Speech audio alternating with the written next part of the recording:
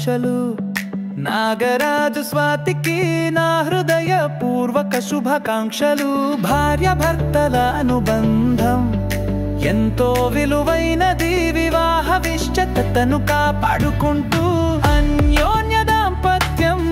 నీకై జతగా ఒకరికొకరు నువ్వు లేక నేను లేను నువ్వే కావాలి మనసంతా నువ్వే నువ్వు నేను ప్రేమ